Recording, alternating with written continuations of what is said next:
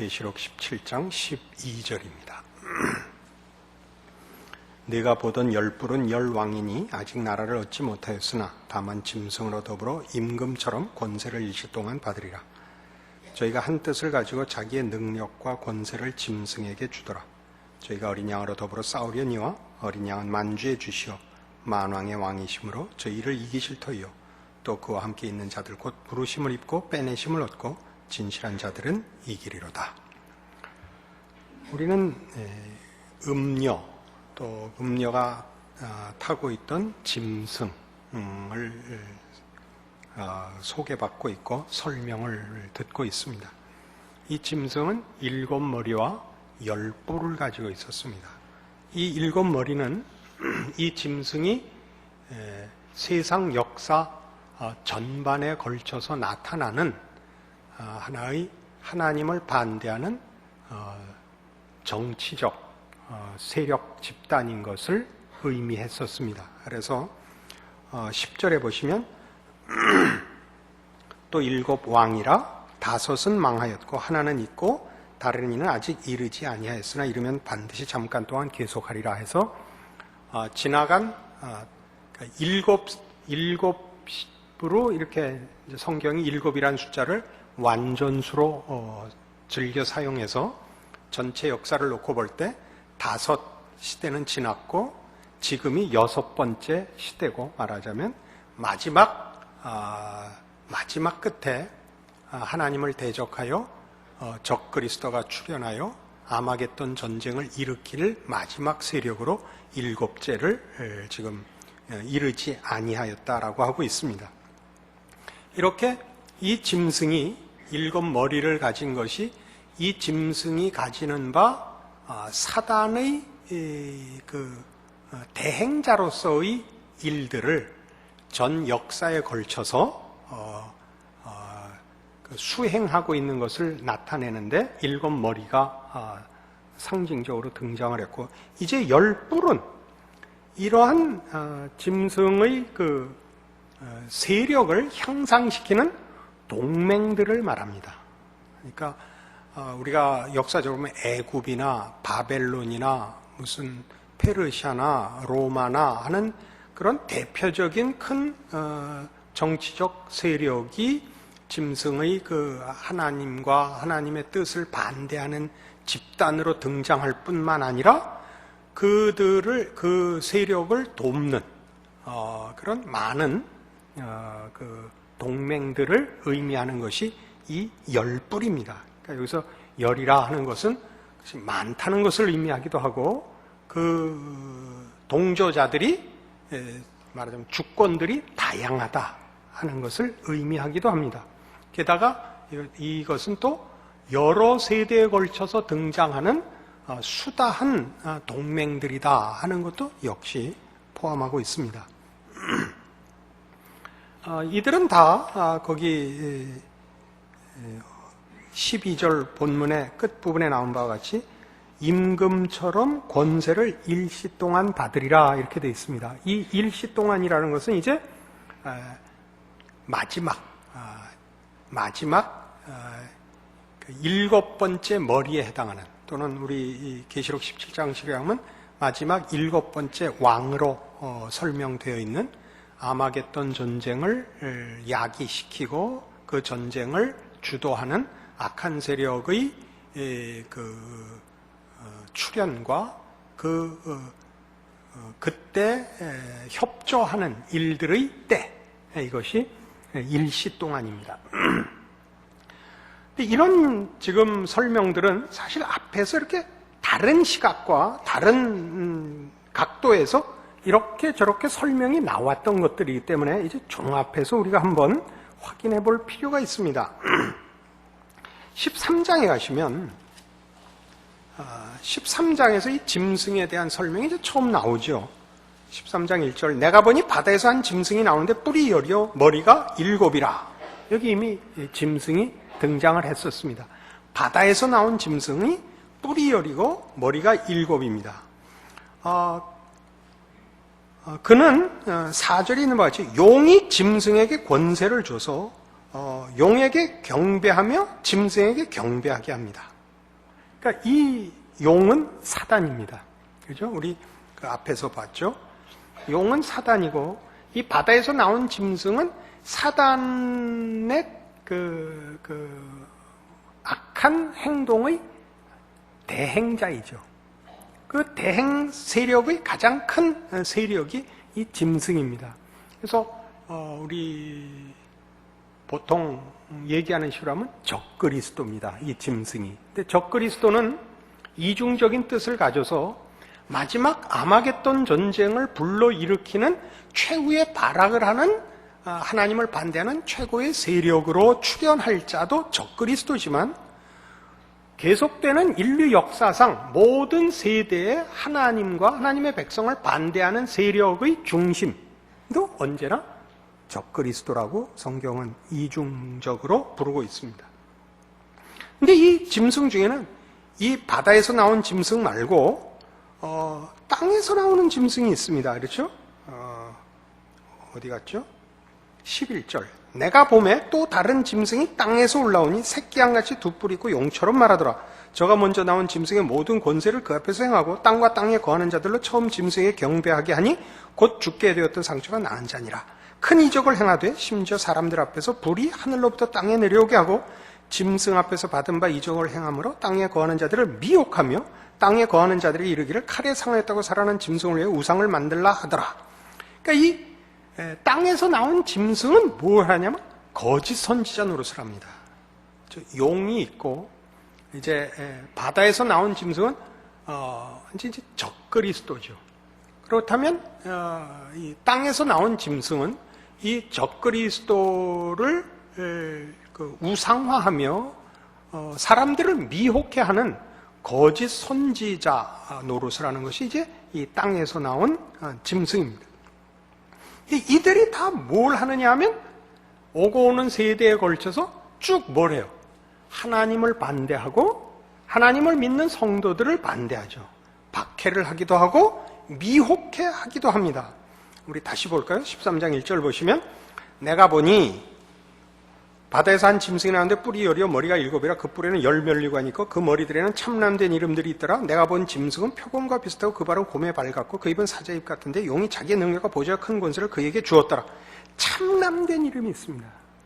하나님을 반대하는 참남된 이름이 있고 이 땅에서 나온 짐승이라서 어떻게 해요 나중에 15절부터 다시 봐요. 저가 권세를 받아 그 짐승의 우상에게 생기를 주어 그 짐승의 우상으로 말하게 하고 또 짐승의 우상에게 경배하지 아니하는 자는 몇이든지 다 죽이게 하더라.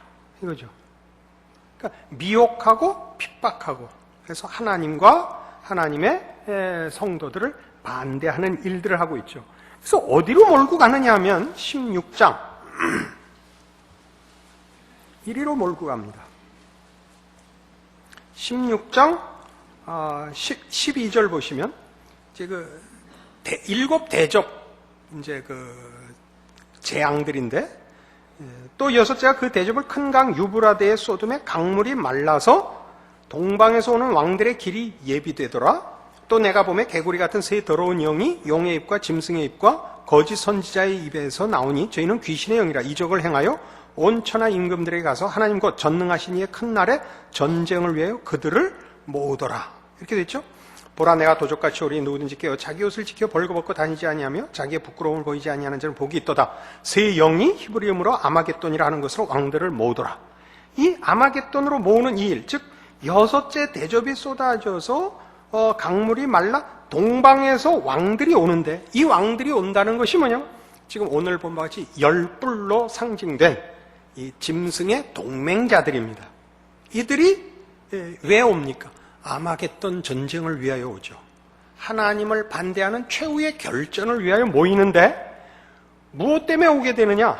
13절에 있는 바와 같이 또 내가 보매 개구리 같은 새 더러운 영이 용의 입과 짐승의 입과 거짓 선지자의 입에서 나와서 14절 저희는 귀신의 영이라 이적을 행하여 온 천하 임금들에 가서 하나님 곧 전능하신 이의 큰 날에 전쟁을 위해 그들을 모으더라 합니다. 다시 16절 새 영이 히브리음으로 아마겟돈이라 하는 것으로 왕들을 모으더라 이겁니다. 그러니까 이 열뿔은 말이죠 어느 시대에나 있는 부하뇌동하는 무리들이죠. 그러니까 그 배후에 사단이 있고 사단의 하나님을 반대하고 회방하고 하나님의 백성을 핍박하며 미혹하는 일을 위하여 대행자들이 둘이 등장을 하는데, 하나는 바다에서 나온 짐승 곧 적그리스도요, 그다음에 땅에서 나온 짐승 곧 거짓 선지자입니다. 또 이들을 돕는 열왕이 있습니다. 늘 여러 세력들이 있어서 우리가 사는 세상에서는 어느 시대 어느 장소에서든지 이 하나님을 반대하며 하나님을 못 믿도록 방해하며 미혹해 하는 일, 즉 영적 전투가 언제나 계속되고 있고, 결국 맨 마지막 날에 마지막 전투를 위하여 이들이 최후의 발악을 할 것이요, 그 마지막 전투에서 패하여 이제 이 세상 역사가 종막을 고하고 이제 하나님의 심판이 있고 새하늘과 새 땅을 우리가 보게 될 것입니다. 이런 일들은 오늘 우리 본문에도 이렇게 동일하게 다른 표현으로 되어 있습니다. 우리 17장 12절 다시 오시면, 내가 보던 열뿔은 열왕이니 아직 나라를 얻지 못하였으나 다만 짐승으로 더불어 임금처럼 권세를 일시 동안 받으리라. 저희가 한 뜻을 가지고 자기의 능력과 권세를 짐승에게 주더라. 그러니까 전부 모아서 이 힘을 짐승에게 부어 넣어서 뭘 하려고 그럽니까? 저희가 어린 양으로 더불어 싸울 것입니다. 어린 양으로 더불어 싸울 것입니다. 이것은 어느 시대, 어느 장소에서나 그랬고 최후의 결전 때 그 절정을 보게 될 것입니다. 이것도 말하자면 아마겟돈 전쟁의 다른 시각에서의 묘사인 것입니다. 우린 이 일들을 보면서 말하자면 예수 믿는 사람으로 우리가 사는 현실뿐만 아니라 인류 역사가 왜 이렇게 굴러가고 있는가 하는 데 대한 성경적 이해를 얻게 됩니다. 우리는 생각하기를 우리가 예수를 잘 믿고 하나님께 순종하면 형통한 길이 열릴 거라는 기대를 가지기 쉽고, 또 우리 믿는 자들이 힘써 기도하며 뜻을 모으면 세상에 평화가 오고 세상에 낙원이 이루어지지 않을까라는 기대를 하고 있습니다. 그러나 그것은 성경이 약속한 것이 아니더라는 사실입니다. 성경은 어쨌든 세상이 심판으로 끝나게 돼 있다고 얘기하고 있습니다. 세상이 심판으로 끝나게 돼 있다는 것은 세상이 개선되지 않는다는 것입니다. 세상은 끝없이 악한 대로 흘러갈 것이요, 더 어두워질 것이요, 최후의 발악을 해서 결국 패망하기까지는 하나님을 반대하는 일과 하나님의 백성들을 회방하는 일을 절대 포기하거나 약화시키지 않을 거라는 것이죠. 그럼 우리가 생각할 때 이것이 우리에게 손해인가? 이것이 우리에게 미치는 일인가? 그렇지 않다는 사실이죠. 우리는 형통한 길이 우리에게 나 보이는데 분명히 하나님께서 그의 지혜와 능력으로 이런 말하자면 새하늘과 새 땅을 이런 과정으로 준비하고 계시고, 그의 나라에 불러들이는 예수 그리스도를 십자가에 못 박아 피 흘려 구원한 그의 백성들을 이런 식으로 완성하시기를 원하고 있습니다. 뭔가 우리가 다 이해할 수 없는 더 깊은 신적 지혜와 이유가 있을 것이다 이거죠. 여기 우리의 믿음이 동원되어야 할 것입니다. 우리는 너무 쉽게 생각하죠. 우리가 당하는 어려움은 다 믿음이 없어서 우리가 잘못해서 당하는 것이라고 생각하기 쉽고, 욥의 세 친구와 욥에게 한 얘기입니다. 이건 다 잘못해서 벌을 받는다. 뭔가 하나님께 노여움을 사서 난관이 생긴다. 그러나 우리가 성경을 보면 꼭 그렇지 않다는 사실입니다. 그래서 우리는 에베소서 6장에 이미 성경 전체에 언제나 동일하게 등장하는, 또 그리고 권면되는 이런 요구들 앞에 서게 됩니다. 에베소서 6장 10절 신약성경 316페이지입니다. 정말로 너희가 주 안에서와 그 힘의 능력으로 강건하여지고 마귀의 괴계를 능히 대적하기 위하여 하나님의 전신 갑주를 입으라. 우리의 씨름은 혈과 육에 대한 것이 아니요 정사와 권세와 이 어두움의 세상 주관자들과 하늘에 있는 악의 영들에게 대함이라. 그러므로 하나님의 전신갑주를 취하라. 이는 악한 날에 너희가 능히 대적하고 모든 일을 행한 후에 서기 위함이라. 그러니까 예수를 믿는다는 것은, 신앙이라는 것은 전투라고 성경이 얘기하고 있습니다. 우리는 파티를 할 수가 없습니다. 우리는 가서 쉬고 있을 수가 없습니다. 우리가 평화를 얘기하는 것은 하나님과 화목됐다는 차원에서의 평화를 얘기하고 있습니다. 하나님 앞에 더 이상 두려움을 가질 이유가 없고 우리의 운명에 대하여 확신을 가지는 차원에서 평화, 행복, 자신을 가지지 현실적인 형통함으로 인한 행복이나 평화를 논하지 않습니다. 신앙은 언제나 전투입니다. 여러분의 매일의 삶을 보시면 매일의 삶은 다 어제 잘했다고 오늘 그냥 넘어가 주는 날이 없다는 것을 아실 것입니다. 그렇죠? 내가 한번 무슨 일 힘써서 잘했다고 해서 그 다음 일주일이나 한 달이나 1년이 이렇게 면제되는 일이 없습니다. 어제는 어제고 오늘은 오늘입니다. 우리는 그것을 유명한 마태복음 6장 33절에서 너희는 먼저 그의 나라와 그의 의를 구하라. 그리하면 이 모든 것을 너희에게 더하시리라. 그러니까 어떻게 돼 있어요? 내일 일은 내일 염려할 것이요 한날의 괴로움은 그날의 족하니라 라는 그 예수님이 직접 하신 말씀을 우리가 받고 있습니다. 한날 괴로움은 매일 계속되는 것입니다. 우리는 매일 반복되는 이 하루하루 삶 속에서 그의 나라와 의를 구하는 싸움에 붙잡혀 있습니다. 거기서 면제되어 있지 않습니다. 어제 승리한 것이 오늘을 보장하지 않습니다. 지난 일주일을 승리한 것이 하루를 휴가 주지 않습니다. 우리는 매일, 매 순간마다 영적 전투의 한가운데 서 있고 우리가 방관자가 아니고 우리가 그 전쟁에 참여하고 있는 것을 보게 됩니다. 그래서 지금 우리가 읽고 있는 이 에베소서 6장도 18절 이하에 보시면 모든 기도와 간구로 하되 무시로 성령 안에서 기도하고 이를 위하여 깨어 구하기를 항상 힘쓰며 여러 성도를 위하여 구하고 또 나를 위하여 구할 것은 내게 말씀을 주사 나로 입을 벌려 복음의 비밀을 담대히 알리게 하옵소서 할 것이니 이 일을 위하여 내가 쇠사슬에 매인 사신이 된 것은 나로 이 일에 당연히 할 말을 담대히 하게 하려 하심이니라. 자, 보세요. 바울이 뭐라 그러냐면 너희가 모든 일에 무시로 그러니까 어떤 특별한 일, 특별한 순간만이 아니고 한순간도 예외 없이 그 성령 안에서 기도해야 된다는 거예요. 한순간도 그냥 넘어가는 순간이 없는 삶을 우리가 살고 있어요. 전쟁터에 있는데 나를 위해서도 그렇게 기도해달라 이거예요. 사도 바울쯤 돼도 이런 일에 면제되어 있거나 이런 일을 넉넉히 이기지 않는다는 얘기죠. 그러면서 뭐라 그래요? 이 일을 위해 내가 쇠사슬에 매인 사신이 된 것은 나로 이 일에 당연히 할 말을 담대히 하려 하십니다. 이게 무슨 말이에요?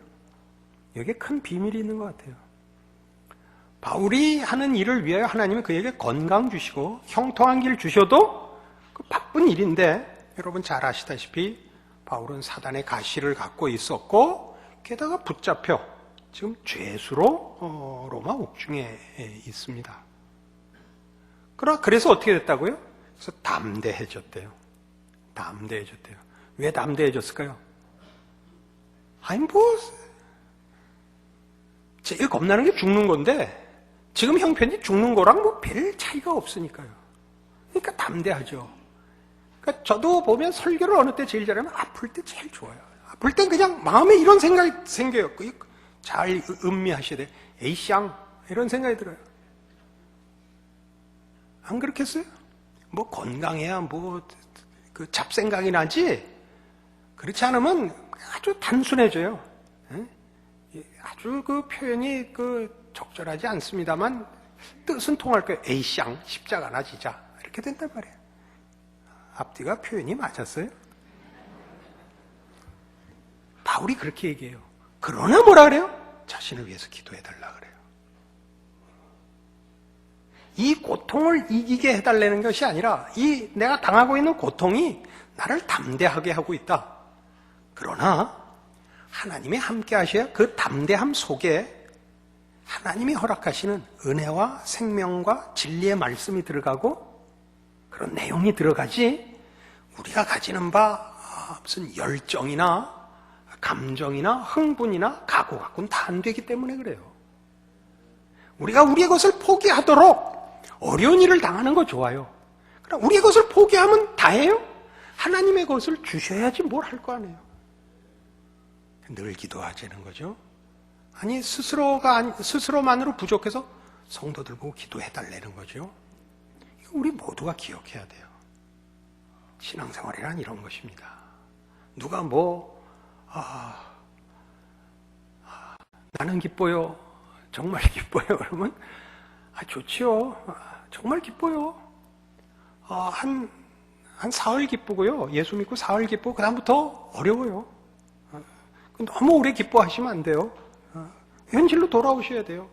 늘 기뻐요, 기뻐요 그러고 있으면 안 돼요. 돌아오셔서 이 어려운 영적 싸움, 피 흘리는 싸움, 자기를 부인하는 싸움, 십자가를 지는 싸움 당연시하고 하나님이 그 안에서 나를 하나님의 사람으로 만들어 간다는 사실을 기억하고 믿음을 가지되 인내해야 하며 충성하되 목숨을 바치는 충성을 하셔야 되는 것입니다. 그러면 우리는 우리가 상상하지 못하는, 우리가 다 이해하지 못하는 신적 축복을 받을 것입니다. 하나님의 자녀라는 이름에 걸맞는 영광된 운명과 결국을 영원토록 누리게 될 것입니다. 기도하십시다. 하나님 아버지, 은혜를 감사합니다. 우리는 우리의 신앙생활에 대하여 사실 실력이 없습니다. 우리는 늘 불평하고 우리는 하나님 앞에 고생하지 않고 고민하지 않아도 되는 현실을 달라고 기도를 동원합니다. 그러나 성경 어디를 읽어보아도 고난당하는 것은 당연한 일이요 하나님의 뜻이며 하나님이 그 자녀들을 거룩으로 완성시키는 유일한 과정임을 보게 됩니다. 이제 우리에게 참다운 믿음과 순종을 주사 우리가 싸워야 할 싸움을 외면하지 말게 하시고 우리가 져야 할 십자가를 또한 핑계대지 말게 하사 우리로 하나님의 자녀의 마땅한 싸움과 순종과 인내와 믿음을 지키게 하셔서 하나님이 이 모든 어려움 속에서 우리를 어떻게 단련하시며 무엇을 만들어내시며 어떻게 우리를 정결케 하사 정금보다 귀하게 하시는가 확인하는 인생 되게 하여 주시옵소서. 그리하여 주의 약속의 귀한 것과 놀라운 것과 모든 앞서간 성도들이 찬양하며 감사하며 주의 영광을 그렇게 드높였던 사실들을 우리 모두가 확인하는 복된 인생 되게 하여 주시옵소서. 예수님 이름으로 기도합니다. 아멘.